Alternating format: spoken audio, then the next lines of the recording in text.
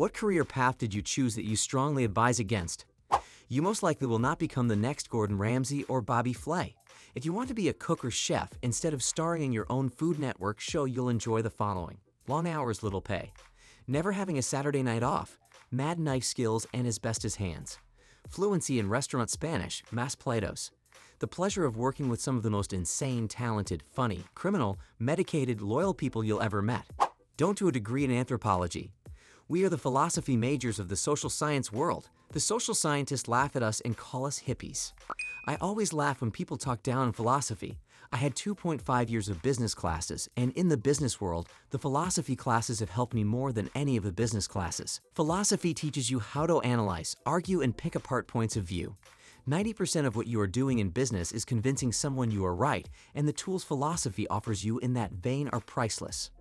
Movie industry. You won't get rich and famous. Most of us can't even afford our rent. Especially acting doesn't pay off. I know enough people who starred in several TV movies but still need help from the job center to pull through. Cosmetology. Find out how many girls per chair there are in your city. In Cincinnati, it's 3 to 1. If it's high, take out loans and go to a good school. I went to Aveda, and it's far easier for me to find work or get interviews than most. Also, I am good at my job and find it tedious. Make sure you can put up with monotony. Law enforcement.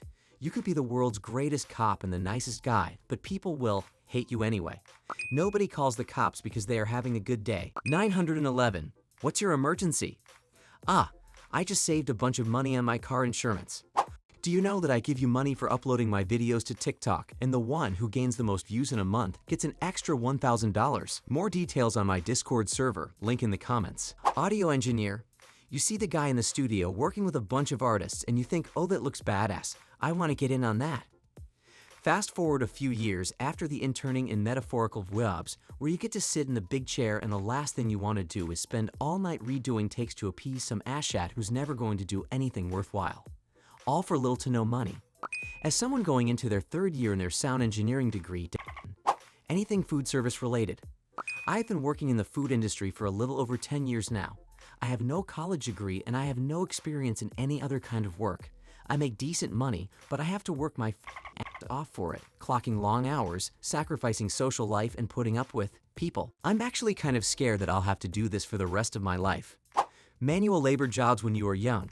I messed up my back when I was 22 working cargo for an airline. It's been over 10 plus years ago and I still have back problems, probably for the rest of my life. Agreed. I worked construction in my early 20s and a large part of my job was using a hammer drill. My wrist has never been the same since. Never apply for a meat processing plant with anything written in positions applied for. I will never forget the horrors of being a wall scraper. Stop laughing at my misfortune. I no longer encourage young people to join the military. End of statement. Edit. 12 years active Army experience, retired a staff sergeant. Photography.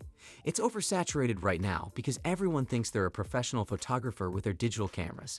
It's especially hard if looking to get editorial or advertising work. Super competitive and you have to almost know someone at an agency or magazine already.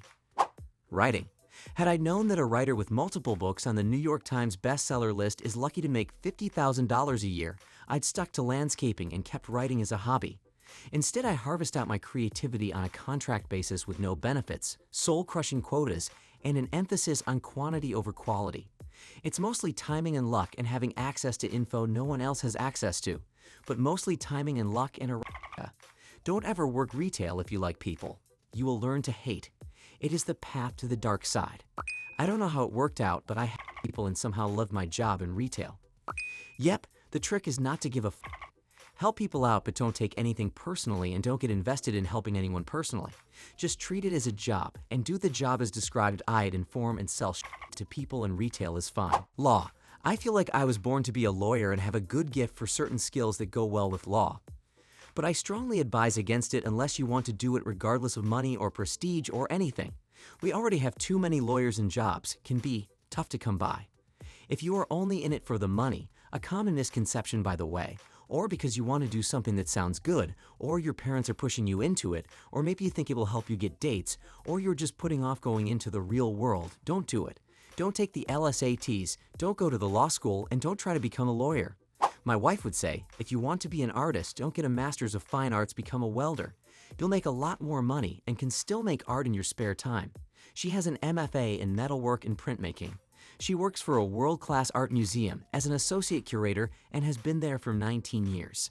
She wouldn't qualify to be hired for that position now. She'd need a doctorate. They aren't even hiring secretaries unless they had at least a master's, because there are so many art degree grads out there. I have a high school and some college education. I make more, don't have to work weekends, and can still make art too. It's a pretty rough time to be a teacher. The whole thing is in flux, and the people who pass the laws that govern what you can or must do seem not to know what they're doing. A lot of my students ask about it, and I tell them that while I'm happy if I had a kid, I wouldn't encourage them to join the fold. I just got a letter this afternoon telling me I'm terrible at my job and that my number of observations next year will double. Do not go into game development because you like to play video games. You won't make it past the first semester. Do not go into game development because you like to make games. You might make it through the courses, but the industry will chew you up and spit you out in a year. Go into game development if and only if you love to make games, and even then, only if you don't mind sacrificing your life for the next decade in the name of your love. Every year in every CS program across the country, a few hundred neckbeards with poor hygiene flood the first-year classes, and every year, 90% wash out of the program as they realize that making games is nothing like playing them. The ones who make it aren't much better off.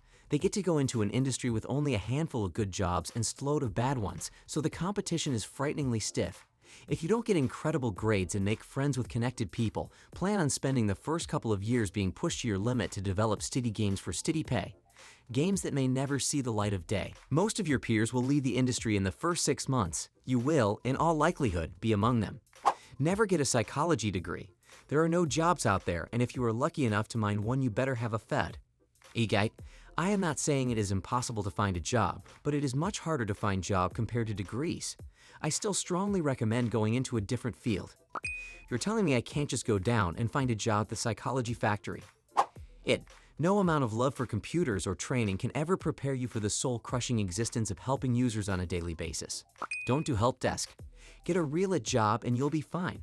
Help desk is soul-crushing. Server work is great. We once had a piano tuner visit my piano class. His first words: never become a piano tuner. Maybe he just didn't need any of you competing with him for already limited work. Good point.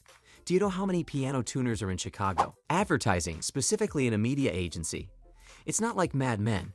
Sure, there are some fun parties and freebies. However, the pace, the hours suck, and you start to become jaded and hate everything you see online or on TV. Clients also tend to be pretty dumb.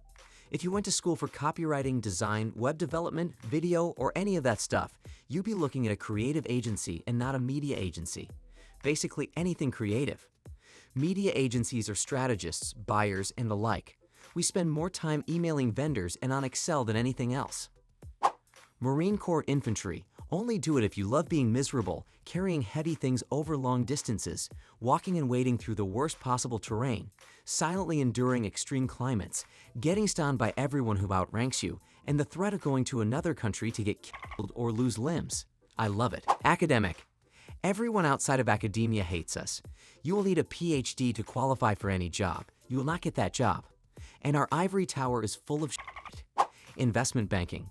Though the analyst program is a great crash course in business and the pay is amazing, the toll on your relationships, physical health, and sense of dignity are ultimately not worth it. Social work. I did that for 8 years after college. The people were selfish, pie-headed, and self-destructive, and that was just my colleagues. The patients weren't so bad. Pilot. Don't get me wrong. I love the flying. Been doing it for some years now, but after the airlines started dumping the fare prices, life as a pilot sucks. It was super hard to get a job, and the education was very expensive. Now I can barely pay my loans and food. Working conditions is not so good anymore, and I probably have to wait at least 5 years before I get a raise. I've been working for the airliner for 3 years too. Military pilot is the only way to go. Retail pharmacy. Yes, the $100,000 starting pay is tempting. What's not is the 14-hour workdays of essentially being an insurance claims bitch, the abusive and unhygienic customers, and the overall endedness of the job. If you haven't watched my other videos, then be sure to watch this one.